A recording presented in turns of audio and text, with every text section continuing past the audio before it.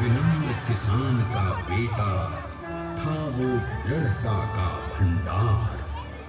वल्लभ भाई पटेल नाम कहलाता था सरदार।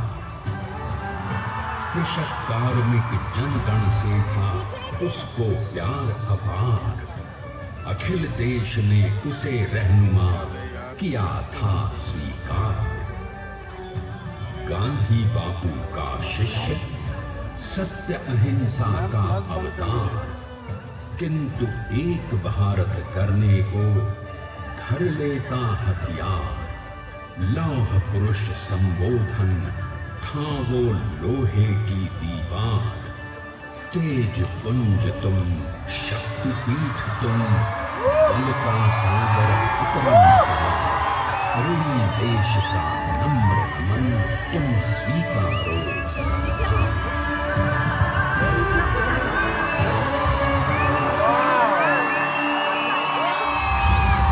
1857 में अंग्रेजों को ललकारने वाले पहले स्वतंत्रता संग्राम के एक सक्रिय सिपाही थे झवेर भाई पटेल। करमसद गांव के इस बहादुर देशभक्त किसान और उनकी पत्नी लाड भाई के 5 बेटों और 1 बेटी में से चौथे पुत्र थे वल्लभ भाई। बालक वल्लभ ने करमसद के बाद नडियाद से अपनी हाई स्कूल की शिक्षा पूरी की। फिर 13 साल की उम्र में उनकी शादी भी हो गई, छोटी सी झवेर बाई से। 2 बच्चों, बेटी मणि बहन और बेटे लाया भाई को जन्म देने के बाद झवेर बाई असमय ही चल बसी। सदी बदलने और 20वीं सदी आने पर उनका जीवन भी एक चमत्कार की तरह बदला। प्लीडर का इम्तिहान पास करके वो वकालत करने लगे। पहले गोधरा, फिर आनंद और उसके बाद अहमदाबाद में। मगर जल्द ही वकालत छोड़कर वो बैरिस्टर बनने की इच्छा से इंग्लैंड चले गए। लंदन में बैरिस्ट्री में अव्वल आने और वजीफा जीतने वाले वो अनोखे भारतीय थे। तो अहमदाबाद की वरिष्ठ अदालत में बैरिस्टर पटेल की जिरह और जीतों की धूम मच गई।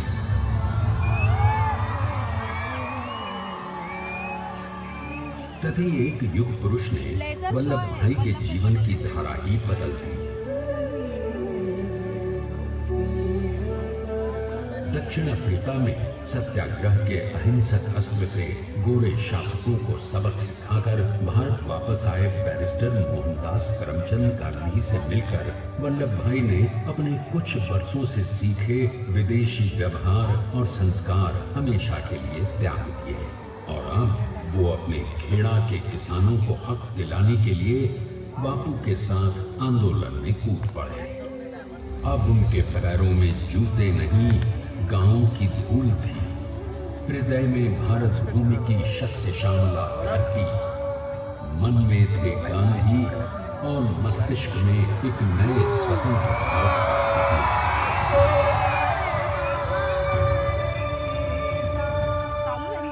तभी बारडोली के मजबूर मजलूम किसानों की यातना का समाचार उनके पास पहुंचा।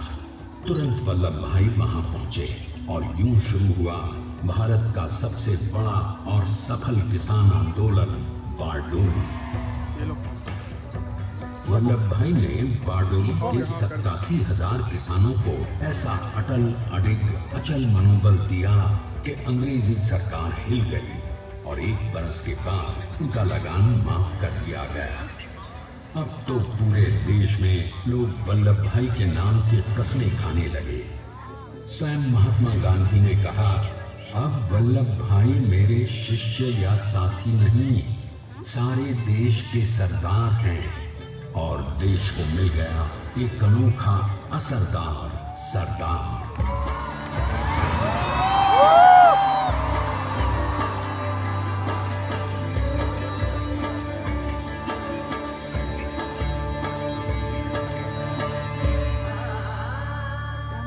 सरदार पटेल के नाम और देशभक्ति से अंग्रेज डर कर कांपने लगे।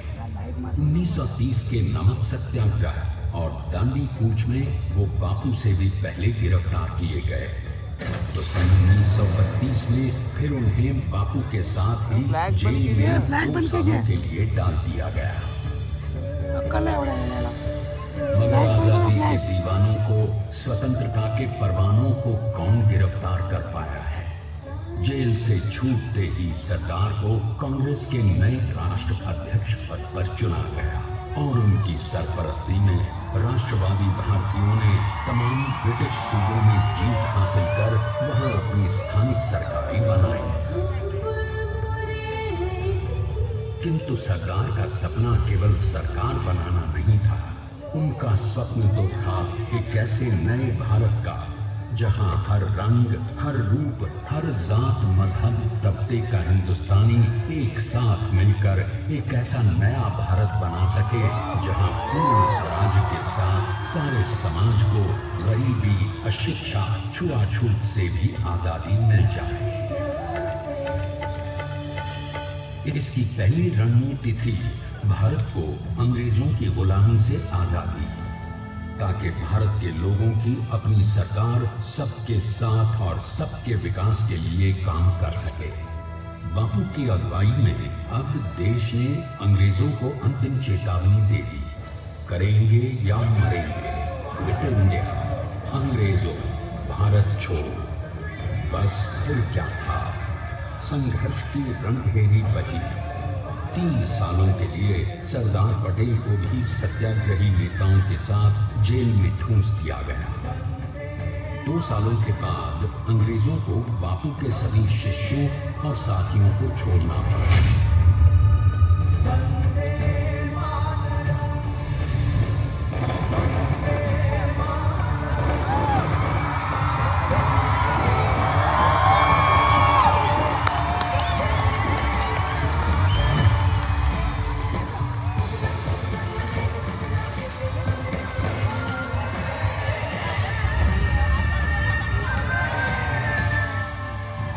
स्वतंत्रता के स्वप्न के सच होने के साथ अब सरदार पर कई एक नई जिम्मेदारियां थी।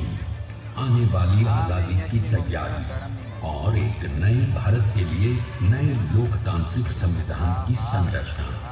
जैसा उनके साथी ने खुद कहा था, सरदार ने ही 6वीं हथौड़ी लेकर एक नए भारत को उकेरा है।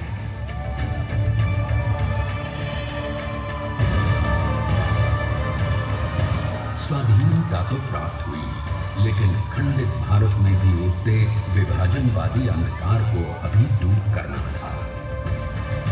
जब देश के खंड खंड होने का भय उत्पन्न होने लगा, तो सरकार ने निर्भय होकर खुद अपनी केंद्र सरकार और साथियों को भी चुनौती दे डाली और जम्मू कश्मीर को बचाने के लिए सारे देश का आकाश वायुयानों से भर गया।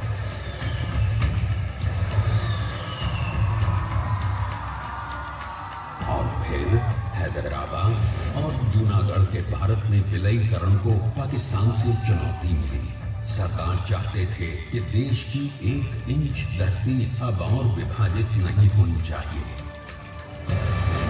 नए भारत को एक करने के लिए समझा बुझाकर, मना कर 565 रियासतों को सरदार ने अपनी सूझबूझ, सदाशयता, संबल से एक नए स्वतंत्र भारत का अभिन्न अंग बना दिया। हमारे इतिहास में अखंड भारत के पुरुषार्थ का ये एक महानतम अध्याय है।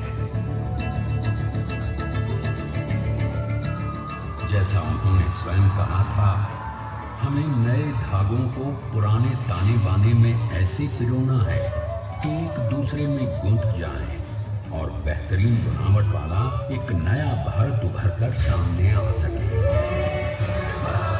अंततः अपने वज्र दृढ़ संकल्प से एक नया विराट विशाल एक भारत श्रेष्ठ भारत बनाकर दिखा ही दिया सरदार ने। संसार के सबसे बड़े प्रजातंत्र के शिल्पी को प्रणाम करने के लिए देश ने बनाया है ये समर्थ स्मारक। स्वाधीन भारत को समर्थ भारत में बदलने वाले सरदार पटेल को समर्पित प्रेरणा तीर्थ भी है। प्रधानमंत्री श्री नरेंद्र मोदी के नेतृत्व में बनी विश्व की इस विशालतम प्रतिमा के सामने आकर सारी दुनिया जैसे स्वयं ही नतमस्तक हो जाती है।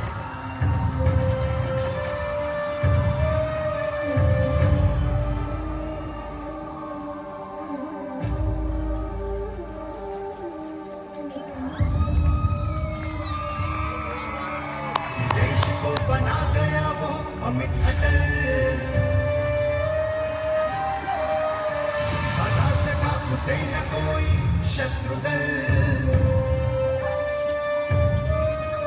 चट्टान के समान सा पुरुष प्रबल, पटेल तो स्वदेश का सम्मान है, पटेल तो स्वदेश का सम्मान है, पटेल तो स्वदेश का सम्मान है, पटेल तो स्वदेश का सम्मान है।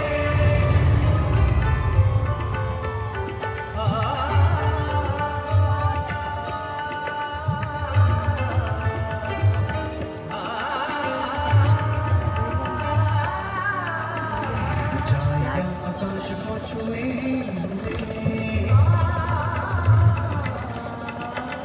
गहराइयां समुद्र की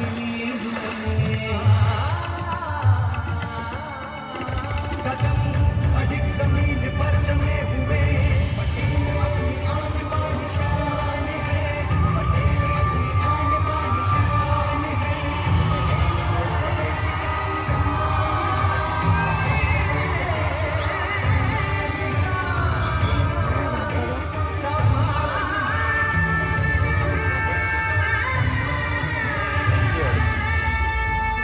देखते हैं कि अपने लौह पुरुष को श्रद्धांजलि देती 182 मीटर ऊंची विश्व की सबसे विशालकाय प्रतिमा का निर्माण कैसे हुआ।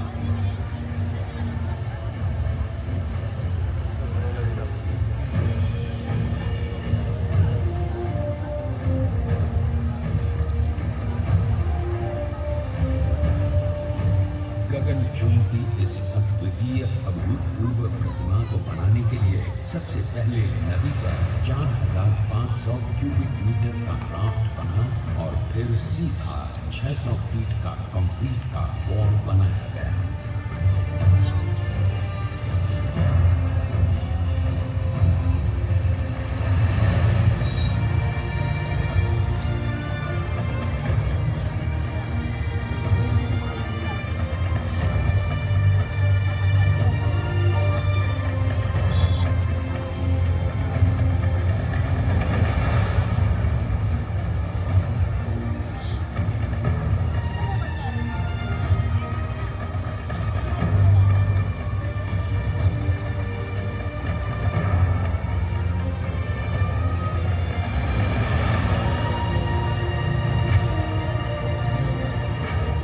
इस कंक्रीट बोर्ड के साथ लगाया गया स्टील का फ्रेमवर्क